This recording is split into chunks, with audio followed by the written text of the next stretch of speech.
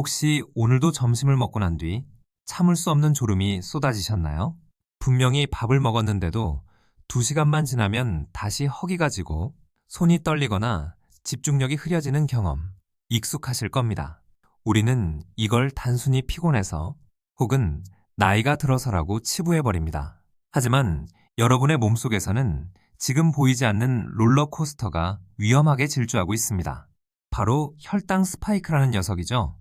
늘어난 뱃살, 높은 혈압, 경계선에 있는 혈당 수치, 병원에서는 대사증후군이라고 부르지만 여러분에겐 그저 풀리지 않는 숙제처럼 느껴졌을 겁니다. 살을 빼려고 굶어도 보고 맛없는 음식만 억지로 먹어봤지만 결국엔 요요상과 스트레스만 남았죠. 그런데 만약 먹고 싶은 음식을 포기하지 않고도 이 문제를 해결할 수 있다면 어떠시겠어요? 믿기지 않으시겠지만 이건 마법이 아니라 우리 몸의 생화학입니다. 오늘 소개할 책 제시 인차우스페의 글루코스 갓데스 메서드는 전 세계 수백만 명의 삶을 바꿨습니다. 저자는 말합니다. 중요한 건 무엇을 먹느냐보다 어떻게 먹느냐라고요. 오늘 우리는 4가지의 아주 단순한 원칙을 통해 엉망이 된 대사 시스템을 리셋하는 여행을 떠날 겁니다. 준비되셨나요? 먼저 왜 우리가 아픈지 알아야 합니다. 우리 몸의 주 에너지원은 포도당입니다. 식물이 태양 에너지를 저장한 형태죠.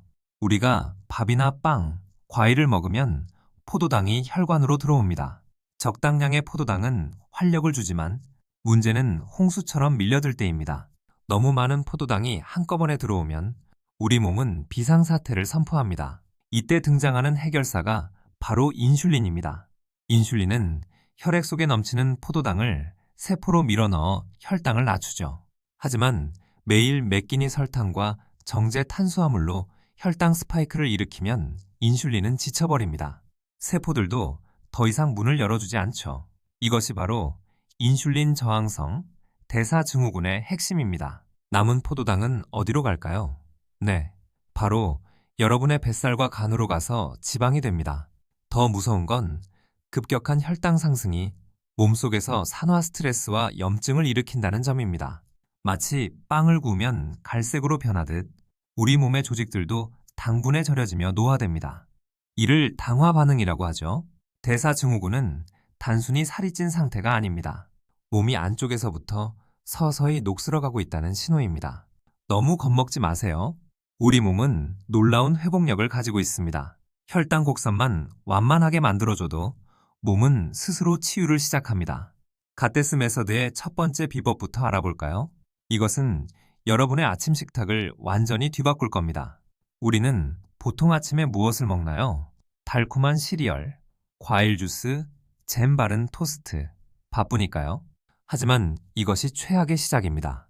빈속에 들어간 당분은 혈당을 수직 상승시킵니다. 인슐린이 쏟아져 나오고 2시간 뒤 저혈당이 오면 우리는 또 단 것을 찾게 되죠. 하루 종일 혈당 롤러코스터에 갇히는 겁니다. 제시는 제안합니다. 아침을 짭짤하게 바꾸세요. 단백질과 건강한 지방이 중심이 되어야 합니다.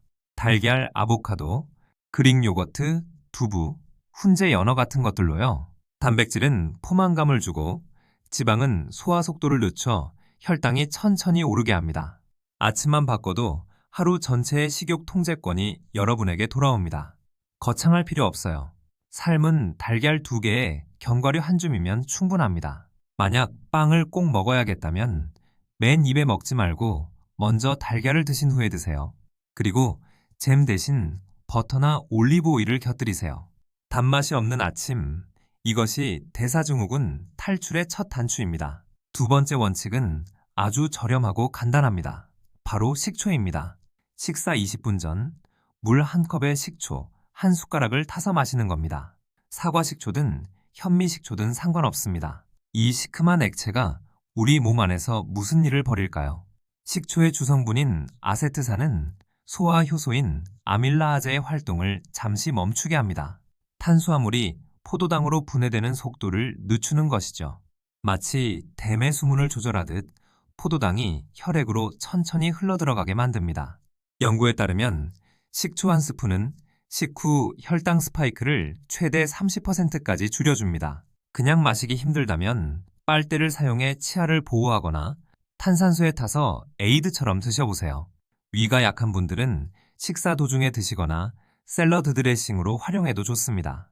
이 작은 습관 하나가 인슐린의 부담을 획기적으로 줄여줍니다. 이제 식탁에 앉았습니다.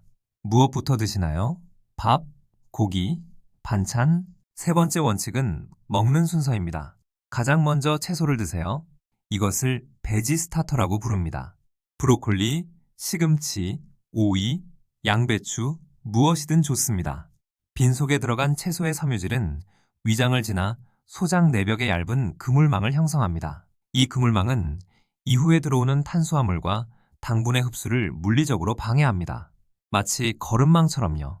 똑같은 양의 밥과 고기를 먹더라도 채소를 먼저 먹느냐, 나중에 먹느냐에 따라 혈당 반응은 천지 차이입니다. 기억하세요.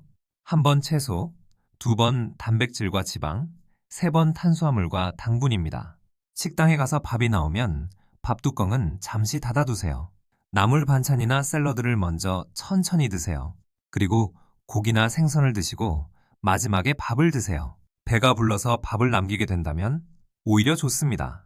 그만큼 대사증후군과 멀어지는 거니까요. 맛있게 드셨나요? 그렇다면 이제 마지막 원칙입니다. 식사 후 눕지 마세요. 딱 10분만 움직이세요. 거창한 운동이 아닙니다.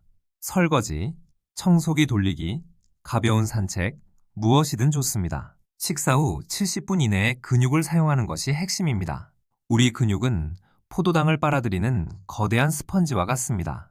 근육이 수축할 때 에너지가 필요하고 혈액 속을 떠돌던 포도당을 즉시 가져다 씁니다.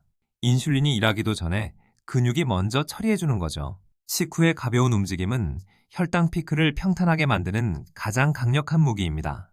직장인이라면 점심 먹고 계단 오르기를 하거나 주변을 한 바퀴 도세요. 집이라면 유튜브를 보며 스쿼트를 30개만 해보세요. 이 10분의 투자가 내장에 쌓일 지방을 태우고 오후의 식곤증을 날려버립니다. 이 4가지 원칙을 4주 동안만 꾸준히 지켜보세요. 짭짤한 아침, 식초 1스푼, 채소 먼저, 식후 움직임. 여러분의 몸은 놀랍게 변할 것입니다. 피부가 맑아지고 이유 모를 두통이 사라지며 무엇보다 아침에 눈을 뜰 때 개운함을 느낄 것입니다. 뱃살이 줄어드는 건 덤이고요. 이 방법의 가장 큰 장점은 완벽할 필요가 없다는 것입니다.